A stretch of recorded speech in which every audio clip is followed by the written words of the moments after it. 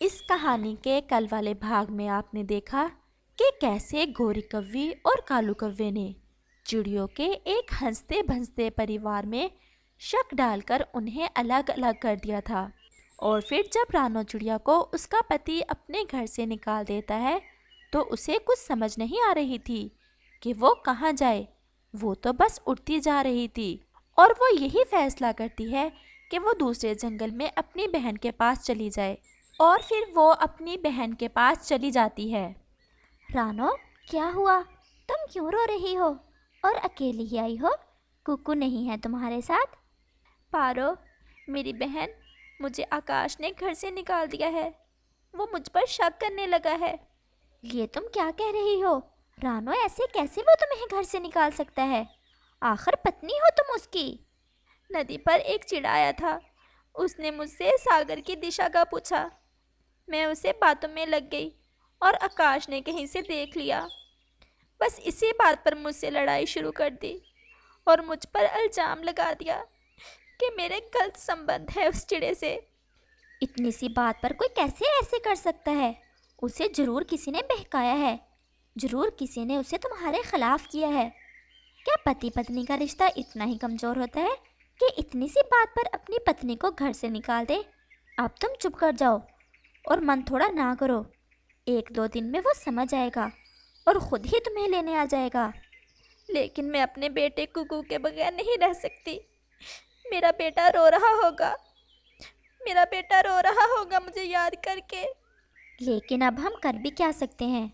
अगर भगवान की इच्छा इसी में है तो इस दुख को हंसकर सह लो। और फिर रात हो जाती है। रानो की बहन पारो तो सो जाती है, लेकिन रानो की आंखों में नींद कैसे आती?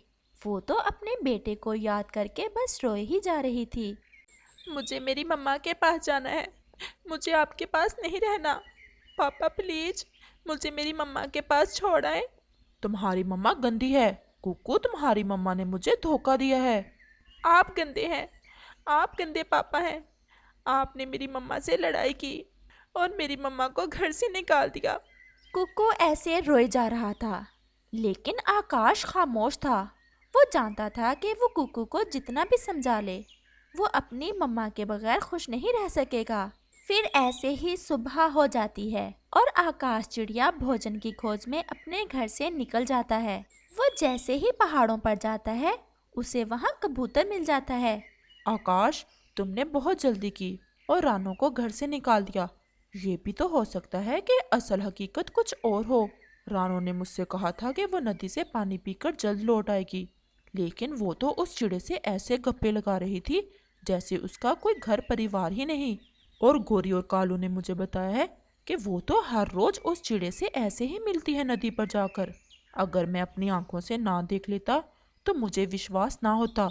आकाश, लेकिन जो भी है, रानो भी सब्र कर लेगी और तुम्हें तो और पत्नी मिल जाएगी, लेकिन उस छोटे बच्चे को अपनी माँ नहीं मिलेगी। मुझसे तो ये सब देखा नहीं जाता। कितना प्यार था तुम सब में, और अचानक से ये सब क्या हो गया? कुकू सुबह से रो रहा था। वो अपनी मम्मा के बगैर नहीं रह सकता था। और फिर वो अपने छोटे से दिमाग से एक फैसला लेता है और वो अपने घर से अपनी मम्मा को ढूंढने निकल जाता है। वो उड़ता उड़ता थोड़ी दूर निकल जाता है और फिर थककर एक पेड़ पर बैठ जाता है। वहाँ तोता बैठा हुआ था। कुकू, तुम अकेले ही कहाँ फिर रहे हो? तुम्हारी मम्मा कहाँ है? अपनी मम्मा का सुनकर कुकू तो रोने लग जाता है। तोते अंकल, मेरे पापा ने मम्मा को घर से निकाल दिया है और मैं अपनी मम्मा के बिना नहीं रह सकता। मैं रात भर नहीं सोया। तोते अंकल, आप प्लीज मुझे मेरी मम्मा के पास छोड़ आओ। लेकिन कुकू बेटे, मुझे तो नहीं पता कि तुम्हारी मम्मा कहाँ होगी। तोते अंकल, मेरी मम्मा जरूर दूसरे जंगल मेरी मौसी के पास गई होगी। मुझे मौसी के घर की दिशा का नहीं पता। आप मुझे मेरी मौसी के घर छोड़ आए। अगर मेरी मम्मा वहाँ ना भी हुई तो मैं अपनी मौसी के पास रह लूँगा।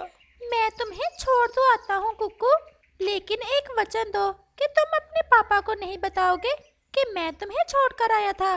नहीं तो तुम्हारा पापा मुझसे गुस्से होगा। मैं किसी को नहीं बताऊंगा। बस आप मुझे मेरी मौसी के पास छोड़ आए। और फिर तोता कुकू को लेकर उसकी मौसी की तरफ चल देता है। आकाश जैसे ही अपने घर में आता है तो कुकू को ना देख बहुत परेशान हो जाता है और वो तुरंत अपने कुकू को ढूंढने निकल जाता है। वो सीधा कव्वे और कव्वी की तरफ जाता है।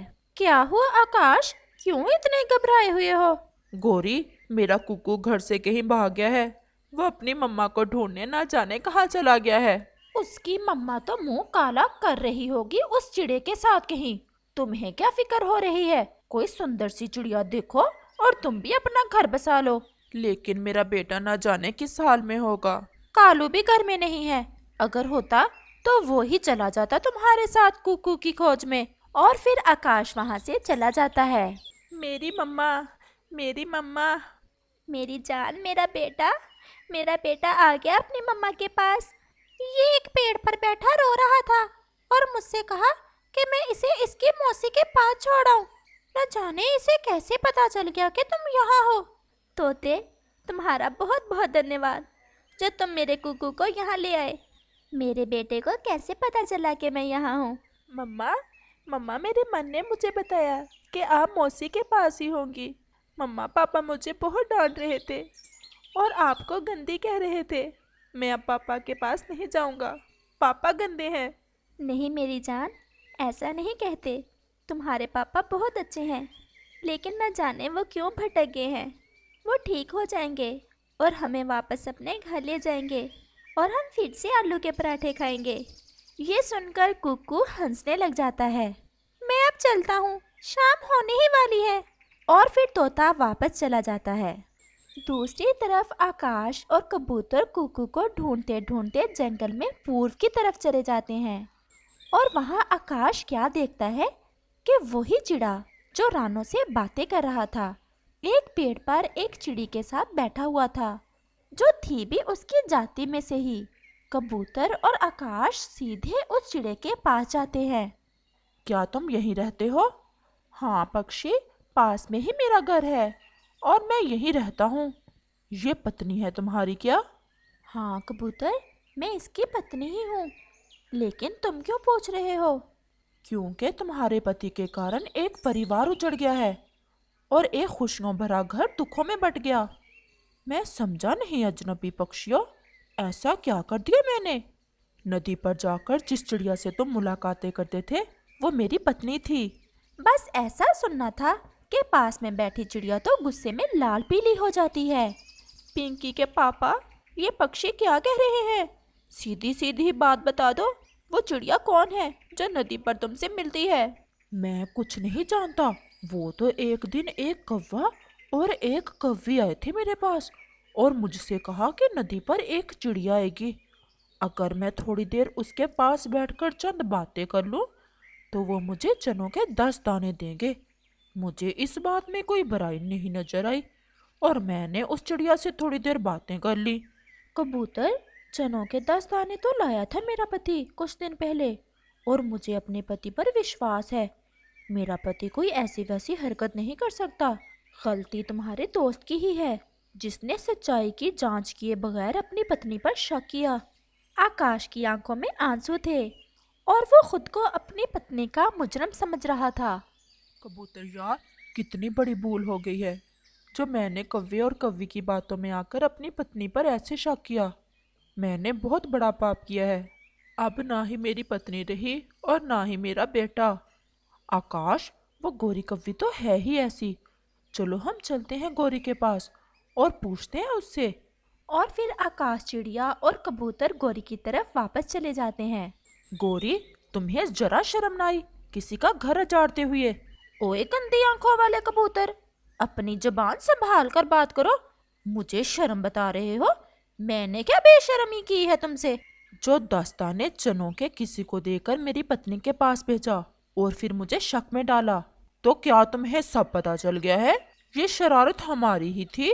कबूतर जी, बेशर्म तो है तुम्हारा दोस्त जिसने हमारे कहने पर अपनी पत्नी को घर से निकाल दिया। हमें तो कोई ना कोई शरारत किए बगैर मजा ही नहीं आता। क्या इतना ही कमजोर रिश्ता होता है पति और पत्नी का? आकाश, अब शाम हो गई है, तुम अपने घर जाओ और सुबह ही जाएंगे कुक्कू को ढूंढने। और फिर वो दोनों अपने अपने घरों को चले जाते हैं। जैसे ही आकाश अपने घर पहुंचता है तो देखता है कि कुक्कू और उसकी पत्नी तो घर में आए बैठे थे। वो तो उन्हें देखकर चींक चींक कर रोना चाहता था। शायद इतना खुश तो वो पहले कभी ना हुआ था, लेकिन वो खामोश होकर उन्हें देखे जा रहा था। कुक्कू के पापा, गुस्सा गया नहीं अभी तक आपका? पापा मान जाए, पापा मान जाए प्लीज। ये सुनकर आकाश जोर जोर से रोने लग जाता है। ऐसा लग रहा था जैसे आंसुओं का समंदर उतर आया हो उसकी आंखों में। और फिर वो सब हंसी खुशी प्यार से अपने घर में रहने लगते हैं। प्यारे दोस्तों, क्या आप बता सकते हैं कि अजनबी पक्षी ने कव्वे और कव्वे से कितने दाने चनों के लिए? और अगर आपको ये वाला भाग अच्छा लगा हो तो हमें कमेंट करके ज़रूर बताना, हमें इंतज़ार रहेगा।